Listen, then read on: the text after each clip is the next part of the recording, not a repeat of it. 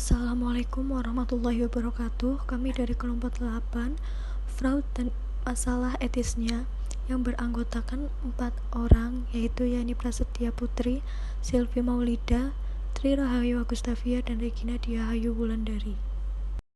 1. Pengertian Freud, Kampus Oxford Advanced Learners, bagaimana dilansir oleh Subijo Cahjon dan kawan-kawan mengartikan Freud secara singkat dengan mengatakan bahwa Freud adalah kejahatan dengan penipuan dalam hal untuk mendapatkan uang atau barang secara tidak sah. Sedangkan kampus lain yang ditulis oleh Joel G. Siegel dan J. Kasim mendefinisikan Freud sebagai tindakan kejahatan yang dilakukan secara sengaja oleh perseorangan atau kesatuan untuk menipu orang lain yang menyebabkan kerugian. Khususnya terjadi insurrection atau perjanjian yang keliru untuk merusak atau dengan maksud menahan data bahan yang diperlakukan untuk pelaksanaan keputusan yang terdahulu. Fraud adalah tindakan ilegal atau melakukan kegiatan yang tidak semestinya yang disengaja dengan tujuan untuk mengelabui yang lain, di mana korban menderita kerugian dan pelaku fraud memperoleh keuntungan. 2. Kesalahan identik dengan fraud. Fraud merupakan tindakan yang keliru. Setiap kekeliruan atau error tidak bisa disebutkan sebagai fraud, melainkan sebuah tindakan yang salah atau error. Error dilakukan tanpa sengaja, sedangkan fraud justru dilakukan dengan sengaja, yang bertujuan untuk menguntungkan diri sendiri atau kelompok. Perbedaan fraud dengan error. Fraud 1 dilakukan dengan sengaja dan dengan pengetahuan serta perencanaan, sedangkan error tidak dengan sengaja, kurangnya pengetahuan dan salah pemakai metode yang menyebabkan kekeliruan. 2. Dilakukan oleh seseorang atau organisasi berdasarkan keyakinan dan pengetahuan yang jelas tentang adanya kekeliruan, sedangkan error tanpa keyakinan atau pengakuan. 3. Menyebabkan kerugian bagi pihak lain dan menguntungkan satu pihak, sedangkan error tidak merugikan pihak lain, hanya akan mengacaukan tatanan prosedur administratif manajemen internal. 4. Berkaitan dengan tindakan yang bersifat material atau keliru, sedangkan error mengandung tindakan yang keliru tetapi tidak membutuhkan keuntungan secara material bagi pihak yang melakukan kesalahan. 3. Tanda-tanda fraud atau red flag. 1. Red flag dalam utang dan biaya. Di sini pelaku fraud cenderung menyuguhkan nilai di bawah yang semestinya. Utang dan biaya tidak diakui melainkan melakukan kapitalisasi secara material atas biaya yang seharusnya dibayarkan. 2. Red flag dalam pendapatan fikir. Memperbesar nilai pendapatan yang tertuang dilaporkan keuangan seperti pengiriman yang tidak diotorisasi untuk memperbesar revenue di pembukuan. Tekanan pemilik atau pemegang saham kepada manajemen atau menghasilkan kinerja yang baik dengan iming-iming pendapatan bonus. 3. Red flag terkait dengan penilaian atas aset yang tidak tepat. Penurunan tingkat kepuasan pelanggan yang jumlahnya signifikan, melakukan penilaian metode depresiasi yang tidak tepat dengan tujuan untuk memperbesar laba secara signifikan, dan peningkatan jumlah persediaan yang tidak biasa. 4. Red flag terkait aspek disclosure. Di sini organisasi bisnis cenderung menyembunyikan atau tidak mengungkapkan hal-hal yang secara jelas terkait dengan laporan keuangan yang dapat mempengaruhi pengambilan keputusan. 5. Red flag employer. Karyawan juga bisa diidentifikasi untuk mengetahui potensi terjadinya fraud, yaitu bisa deteksi dengan gaya hidup di luar finansial, menolak untuk mengambil cuti atau dirotasi, mengendalikan semua pekerjaan tanpa ingin diketahui orang lain. Klarifikasi pelaku fraud. Subagio Cahjono mengklarifikasikan subjek fraud dalam dua jenis, yakni 1. Occupational fraude, kejahatan kerah putih atau white collar crime, kejahatan yang dilakukan dengan tidak menggunakan kekerasan namun disertai komitmen untuk menggunakan penipuan yang dilakukan oleh orang yang mempunyai kedudukan. Herbert Edelhart menidentifikasi 4 tipe kejahatan yang berkerah putih, yakni A. Pengingkaran kepercayaan atau abuse of trust dilakukan oleh orang di dalam organisasi untuk melawan organisasi lain dengan berbagai pelanggaran, misalnya penyuapan. B. Permainan kepercayaan diri atau confidence games pribadi yang dengan sengaja menipu klien, seperti menjual saham bodong. C. Kejahatan kolateral bisnis atau collateral business crime terjadi ketika organisasi bisnis ingin memperkokoh kegiatan bisnis dengan penyelewengan yang sengaja, seperti penipuan dalam pengukuran. D. Pelanggaran ad hoc atau ad hoc violation dilakukan dengan komitmen untuk mendapatkan keuntungan pribadi, misalnya penggelapan pajak. B. Kejahatan kerah biru atau blue collar crime. Kejahatan yang dilakukan dengan kekerasan oleh mereka yang memiliki status rendah dalam struktur organisasi seperti buruh. 2. Organizational fraud biasanya dilakukan oleh senior manajemen atau dewan direksi untuk menciptakan gambaran palsu dan semu mengenai kesehatan perusahaan atau organisasi, seperti penggelapan pajak dan memalsukan laporan keuangan. 6 jenis kegiatan utama dalam organizational fraud, yaitu 1. Kejahatan administratif berupa ketidakpatuhan pada peraturan perundang-undangan. Yang kedua, lingkungan berupa kejahatan dengan pencemaran lingkungan atau illegal lodging. Yang ketiga, keuangan meliputi penyuapan, pemberian hadiah yang tidak sah dalam urusan bisnis. Yang keempat, tindakan diskriminatif pada pegawai dan pelanggaran upah minimum dalam jam kerja. Yang kelima, kecerobohan dalam proses produksi yang menyebabkan kecelakaan kerja.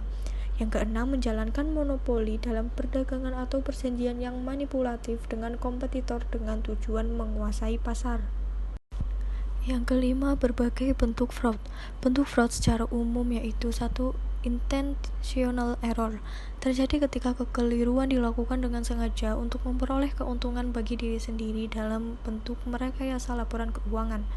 Yang kedua, unintentional error atau human error. Salah menjumlah atau salah menerapkan standar yang menyebabkan kekeliruan tetapi tidak dengan tujuan menguntungkan diri sendiri. Yang ketiga, collusion. Kecurangan ini dilakukan dengan lebih dari satu orang atau lebih untuk mendapatkan keuntungan bersama. Yang keempat, intentional misrepresentation. Kecurangan ini terjadi dalam pemberian saran oleh orang yang tidak mempunyai otoritas untuk memberi saran. Yang kelima, false promises. Kekeliruan ini terjadi ketika suatu janji yang diberikan tidak mempunyai keinginan untuk memenuhi janji tersebut. Yang keenam, employee fraud. Kecurangan ini dilakukan oleh pegawai untuk mendapatkan keuntungan bagi diri sendiri. Yang ketujuh, manajemen fraud. Penyimpangan ini terjadi dalam pengelolaan entah di perusahaan entah di pemerintah. Yang kedelapan, organized crime. Kejahatan ini terjadi secara terorganisir dan melibatkan organisasi pula. Yang kesembilan, computer crime. Kejahatan ini terjadi dengan memanfaatkan teknologi komputer sehingga si pelaku dapat mentransfer dana dari rekening orang lain ke rekeningnya sendiri. Yang kesepuluh, white collar crime. Kejahatan ini dilakukan oleh mereka yang tergolong parlente atau pakai dasi atau kelompok eksekutif dalam perusahaan atau masyarakat. Jenis-jenis fraud. 1. Financial statement fraud, yaitu atau kecurangan laporan keuangan. Kecurangan dapat terjadi apabila terdapat manipulasi laporan keuangan yang dilakukan secara sengaja oleh pihak manajemen ataupun akuntan yang membuatnya. Kecurangan ini dapat menimbulkan kerugian pada pihak investor atau kreditor. Manipulasi ini bisa dalam bentuk data ataupun finansial, tergantung pada motivasi dari pelaku fraud tersebut. Yang kedua, aset misappropriation atau penyalahgunaan aset. Dalam fraud ini dapat terjadi apabila ada aset perusahaan yang disalahgunakan. Bentuk penyalahgunaan ini bermacam-macam, dapat berupa penggelapan kas, pemakaian fasilitas perusahaan untuk kepentingan pribadi, ataupun pengeluaran biaya tanpa prosedur dan kesepakatan dari perusahaan. Semakin besar kecurangan yang dilakukan, maka semakin besar juga pengaruh buruk bagi cash flow perusahaan. Yang ketiga, corruption atau korupsi. Dalam kecurangan ini yaitu berbentuk suap, pemerasan, pemberian secara ilegal maupun konflik kepentingan yang dapat merugikan perusahaan. Kecurangan ini juga dapat dilakukan secara pribadi maupun kelompok. Fraud dalam manajemen perusahaan terbagi menjadi 4, yaitu yang pertama ada fraud pada bagian pemasaran. Adapun kesalahan fraud pada bagian pemasaran yaitu yang pertama, mengubah biaya iklan dengan harga yang berbeda dari yang berlaku umum dengan alasan tertentu. Yang kedua, membuat event atau ajang promosi dengan mengundang tokoh-tokoh atau figur secara berlebihan, yang memberi kesan lebih pada keinginan mempopularitaskan diri manajer marketing, daripada mempromosikan dan meningkatkan penjualan produk. Yang ketiga, membuat rencana biaya promosi yang berlebihan, atau memberi kesan bahwa dibutuhkan promosi besar-besaran di luar kewajaran, dengan anggaran yang begitu besar, namun di balik itu ada upaya untuk mengambil keuntungan bagi diri sendiri. Yang keempat, melakukan promosi suatu produk yang tidak sesuai dengan kenyataan yang sebenarnya. Yang kelima, mengambil barang tester dan hadiah untuk menjadi milik pribadi. Yang kedua, fraud di bagian produksi. Adapun kesalahan pada fraud di bagian produksi yaitu yang pertama, mengurangi standar kualitas produk yang justru dapat menghancurkan konsumen yang menggunakannya dengan mencampur produk tertentu dengan jenis lain. Yang kedua, penerbit mencetak melebihi jumlah yang disepakati dalam perjanjian untuk mendapatkan untung besar. Yang ketiga, membeli bahan baku namun meminta lebih sebagai bentuk bonus dan menyimpan bonus tersebut di rumah karyawan. 3. Fraud pada Departemen Keuangan. Kesalahan yang terjadi pada Departemen Keuangan yaitu yang pertama, perubahan angka-angka pada laporan keuangan, di mana angka-angka tidak lagi disajikan sewajarnya, namun sudah diubah karena tekanan pihak manajemen. Yang kedua, melaporkan dalam laporan keuangan bahwa keuntungan perusahaan kecil atau rendah dengan tujuan agar pengenaan pajak uang dibebankan juga kecil. Yang ketiga, melakukan tindakan pencurian aset perusahaan pada bagian-bagian yang tidak terlihat, sehingga tidak dicurigai ketika ada pemeriksaan.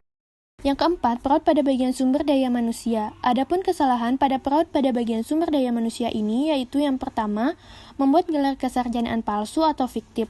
Yang kedua, menerima sogokan dengan menerima karyawan yang seharusnya tidak lulus seleksi. Yang ketiga, membayar gaji karyawan yang tidak sesuai dengan isi perjanjian dan kontrak. Yang keempat, membuat surat sakit palsu padahal yang bersangkutan melakukan kegiatan bisnis yang bersifat pribadi menggunakan fasilitas kantor. Yang kelima, menempatkan karyawan yang tidak sesuai dengan keahliannya dengan tujuan agar mudah diatur dan dibujuk jika melakukan sesuatu. Faktor penyebab terjadinya fraud, yaitu ada faktor internal dan faktor eksternal. Faktor internal adalah dorongan dari dalam diri sendiri atau organisasi itu sendiri.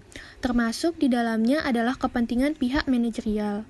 Adapun faktor internal penyebab terjadinya fraud yaitu yang pertama, ada kebiasaan pribadi yang tidak baik, kedua gaya hidup, ketiga penyalahgunaan keahlian, 4 desakan kebutuhan, dan 5 naluri ekspansif dan konsep profit maximization. Selanjutnya yaitu faktor eksternal. Faktor eksternal adalah hal-hal di luar diri sendiri yang mendorong orang melakukan kejahatan. Adapun faktor eksternal penyebab terjadinya fraud, yaitu yang pertama, harapan yang terlalu tinggi dari pimpinan. Yang kedua, persaingan yang tidak sehat. Ketiga, ketidakpastian hukum. Dan keempat, adanya kesempatan. Problem etis fraud. Arti problem etis adalah suatu tindakan yang dilihat dari pelibatan pengetahuan, kebebasan, kehendak, dan kesadaran, kesengajaan dan cara pencapaiannya, serta maksud subjek yang melakukannya. Jika tindakan dilakukan secara sadar dan bebas, sengaja dan dikehendaki dan diketahui dampaknya, maka tindakan itu bernilai secara etis.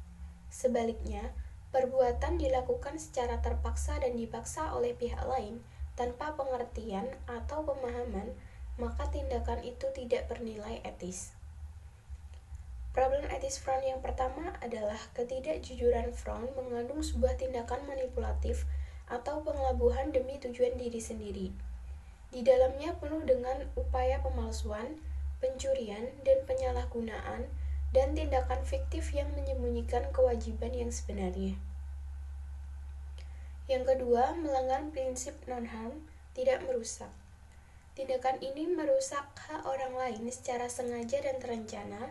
Contohnya, ketika bagian marketing melakukan manipulasi informasi demi mendapatkan keuntungan dan menjual barang-barang yang seharusnya diberikan gratis kepada pelanggan, ketika bidang produksi mengurangi standar kualitas produk dengan alasan efisiensi.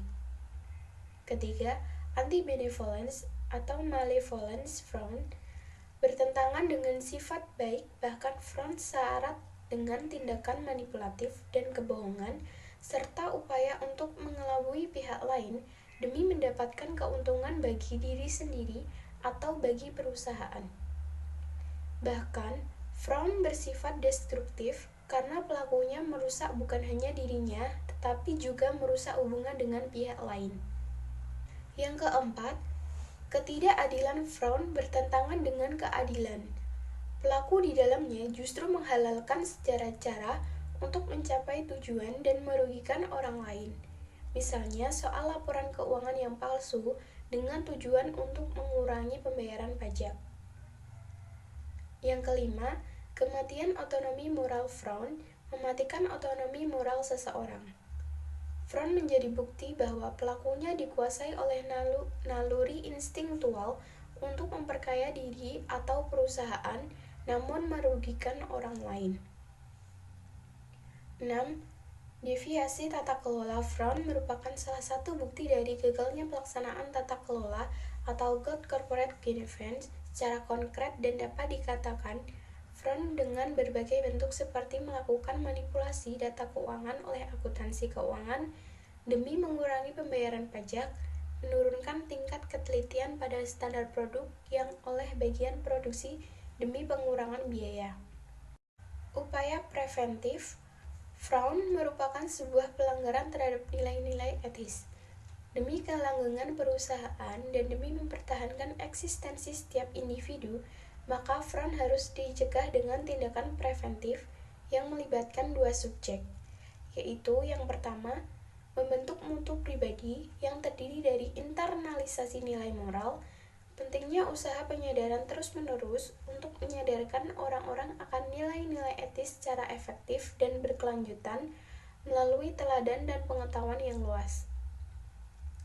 Kehidupan spiritualitas yang terjamin menghindarkan seseorang untuk melakukan penipuan atau kecurangan dalam menjalankan kegiatan bisnis. Profesionalitas kerja, kemampuan untuk mengurangi hal-hal yang praktis dan konkret dalam pekerjaan dengan baik. Yang kedua yaitu penerapan tata kelola. Esensi prinsip tata kelola transparansi, akuntabilitas, independensi, serta kewajaran harus dijamin hidup dan menjadi landasan bekerja seluruh karyawan. Wujud tata kelola. Hal-hal yang perlu dilakukan yang pertama yaitu membentuk front investigatif, penerapan disiplin secara konsisten dan berkelanjutan, menerapkan whistleblower, menerapkan background check terhadap calon karyawan, mengadakan front prevensi training, menumbuhkan iklim keterbukaan, pemberian imbal jasa yang seimbang. Selanjutnya, strategi tata kelola, menjalankan sebuah program pemberantasan secara berkesinambungan dengan pencegahan, pendeteksian, respon atas frown, pengawasan, monitoring, evaluasi, dan membangun budaya anti-frown. Sekian presentasi dari kelompok kami. Wassalamualaikum warahmatullahi wabarakatuh.